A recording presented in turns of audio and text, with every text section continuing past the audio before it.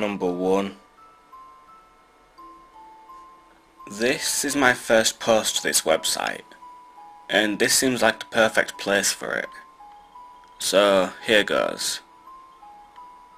My first time babysitting gig almost got me and the kids killed, all because of one mistake. I was 14 at the time. This happened sometime in the summer of 2014. I had known these kids and their parents almost since I was born. Our neighbourhood was friendly, and our parents did stuff on a regular basis together. I remember this night very clearly, over 2 years later, and it still terrifies me. However, if there is something that doesn't make sense, please let me know, and I'll try and find out if I missed or forgot anything. The night this happened, our parents were going out to some fancy adult-only restaurant to celebrate my mum's birthday with the kids' parents. They said they'd be home around 11, and to remember to lock the doors, which I did. They had 3 kids, Haley, Alex, and Madison. Haley was the oldest, and she was 12, almost 13. I know it seems weird that I was babysitting a kid only 2 years younger than me, but Haley wasn't the most trustworthy kid. I think she would have been a much better kid if her friends weren't such bad influences. Alex was the middle child and their only son, and he was usually pretty good. He liked video games a lot, and was usually pretty quiet. Madison was the youngest. I think she was 6 at the time, and she was probably the most difficult. She wasn't very good at listening, and tried to act older than her age, swearing, refusing to sleep. She even stole stuff from her school more than once. Our parents met up and left around 7 PM. I thought this was a pretty great deal, since I was pretty close with these kids. They were usually good for me, except Madison, and sometimes Haley. So I figured this night was just an easy $60. But, as it turns out, it was probably the most terrifying night of my life. Madison wanted to play outside as soon as her parents left. I trusted Alex enough, but Haley usually had friends over, and they got into stuff that they weren't supposed to, such as their mum's wine, their dad's cigarettes, and she found the credit card when she was 8. So I told her to come outside with us. She did come out, but immediately said she was going to the store and just walked away. I started chasing after her, but then Madison started to wander into the road. So I just yelled she had better be back soon, or I was calling her parents. I got Madison into the yard, and we just played with dolls for a while. I checked in on Alex a couple of times, but he was doing fine. Haley did come back eventually, but she had lied about the store, no surprise there, and instead had her friend Jess. They went inside, and we played with dolls for probably 10 more minutes.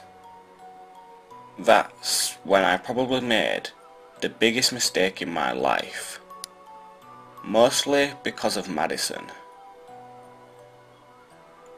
This guy stopped his car in their driveway. He asked if we were okay outside by ourselves. No idea why he chose us, because there was probably about 20 other kids outside at the time. I said we weren't by ourselves, and our parents were right inside. But, of course, Madison blurted out no, they're actually at dinner. This is our helpless little 14-year-old babysitter. Might as well just kill us now. The guy smiled and told us to have a good night and be safe. Don't stay out past dark. All that shit. Before leaving. Nothing struck me as wrong at first. I thought it was weird he picked us out of literally 30 other kids, but figured he was just concerned. His car looked fine. He didn't look like someone who would kill a child. However, I was mad at Madison, and reminded her of strange danger, but she just called me a bitch, and acted like nothing was wrong. It made me mad that she didn't understand what she did wrong, and called me a bitch, so I made her come inside with me. Haley and Jess surprisingly didn't get into the wine again, and Alex was fine. So I sat Madison down in the living room, and we watched TV for a while. It was probably around 9 by now, so I told Madison it was time to get ready for bed. She threw a fit and ran into the backyard. When I went to get her, I noticed a light in the woods behind her house, but thought it was just some kids playing in the woods. That honestly could have been what it was, but I'm convinced I was wrong, and it was something much worse. I finally managed to force Madison into bed, and started to read her a story. She was actually pretty calm when she listened to me read, so I kept it up for a while, hoping she would fall asleep. She actually did, so I went to check on Haley and Jess, who wouldn't open the door. Alex was still in the basement on their Xbox or PlayStation or whatever, so I went down and made him come up to do something else. He was a pretty good sport about that and didn't complain. So he started watching TV, and I finally started to relax. I was doing my own thing in the other room, when Alex said there was someone at the back door, who said he was the pizza man. I went in to see, and it was the man. Side note, I'm not entirely sure that this was the guy from earlier, but come on, who else would know that we were home alone? I still didn't get that this man was bad news, so I asked him why he was at the back door. He said he didn't see the front door, which was an obvious lie, but I didn't ask him. I told him to wait, and went upstairs to yell at Haley for ordering pizza without my permission. She opened the door, and said she didn't, before slamming it shut again. Haley lied a lot, but it was usually pretty obvious. For whatever reason, I trusted her about this. I went down to tell the guy he was at the wrong house, when Alex told me he had bolted as soon as I went up. I thought he had maybe figured out he was at the wrong house, and was embarrassed or something. So I told Alex he could go down and play his game again. He was happy, and ran back down into the basement, right before there was a knock at the door. I looked through the peephole, and saw this guy was just standing there, holding no pizza box, and wearing no uniform. I didn't notice it this time, but later realised when telling my hysterical parents and the police. Sorry dude, you got the wrong house, I told him. I started walking back to the living room, when I heard him say, "No, this is the right house. The little redhead ordered it." Looking back, I should have known right then not to let him in. How could he know Madison had red hair from a phone call? She was a weird child, but I don't think she would just randomly tell someone that. I still didn't immediately recognize him as the guy from earlier, but I'm certain it was him. He could have changed his look, or maybe I just wasn't remembering him. But when he said that, all I was thinking about was Madison. I ran upstairs to yell at her for ordering pizza, and still being up, and somehow getting a phone. But when I ran into her room, she was still asleep. I thought she was pretending, so I woke her up, and she called me a bitch again. She said she never ordered a pizza, and I couldn't find a phone in her room, so I just let it go. She wouldn't go back to bed now, so I said she could come watch TV with me. I know. I'm a terrible babysitter. We went downstairs, and when I went to tell the pizza man this was still the wrong house, he was gone again. I thought nothing of it, and we got Alex up from the basement to watch TV with us. Thank God for that.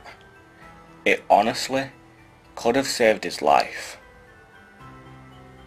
We started to watch TV again, when Alex said he heard something in the basement. I paused the TV, and he was right. There was something down there. I told the kids to wait there just in case there was a wild animal, and went to open the door. What I saw still haunts me to this day. At the bottom of the stairs was the man, holding a knife, slowly making his way up the stairs, towards the door, towards me and the kids. He froze for a second when he saw me open the door, then started running. I screamed and locked the door seconds before he reached the top. He started pounding on it, screaming something I couldn't understand. I was screaming now, and Alex came running in with Madison behind him to see what was happening. I grabbed them both without explaining, and ran up the stairs to Haley's room. She must have heard all the commotion, and heard me crying, because she didn't hesitate to open the door this time. She slammed the door and locked it, and I got out what was happening between sobs. She was crying and panicking now too, and so were Alex, Madison, and Jess. We all ran into her closet and locked that as well. We thought it would buy us some time. It was fucking scary though. Scariest thing that's ever happened to me. Being locked in a small dark space, knowing you could be killed any minute. Nobody should have to go through that. That was the most terrifying half hour of my life. We were all quietly sobbing, and we could hear pounding downstairs. And then, it suddenly stopped. We were even more scared now, thinking he had broken the door and was on his way to kill us. But it was actually our parents, coming to save us. The guy must have heard all four of our parents, and realised he couldn't take them all on. I guess he ran off into the night, because they didn't see him, or even know about him, until we told them what happened. I'll never know what happened for sure, because they never found him. That sick fuck escaped into the night. Our parents were screaming our names when they realised what had happened downstairs. He had actually busted down the door and ripped apart the living room and kitchen looking for us. If they had arrived any later, I might not be alive to type this right now. I only babysat a couple more times after that. I had severe paranoia that this man would come back for me. I had a nervous meltdown more than once and had to leave. The man never came back, but I was sure that me living through that night was a mistake, and this man was going to end my life. Please, anyone who's hearing this, remember to teach your kids stranger danger. Drill it into their brain. Lock your doors and windows too, because you never know what could happen. Well, anyway guys, that's it for this video. If you enjoyed, then please leave a like, share and subscribe if you haven't already. If you have any stories of your own which you would like to have shared, or even just want me to have a read of, then please make sure to contact me. Link in the description, and you may possibly be featured in a future video. Also, I'm sorry that this video is not very long, and it's been quite a while since I put up the last episode, but I've just had a quick break. But I'm now back and should start getting back into the flow of things. Anyway, I hope to see you soon, and I'll speak to you later.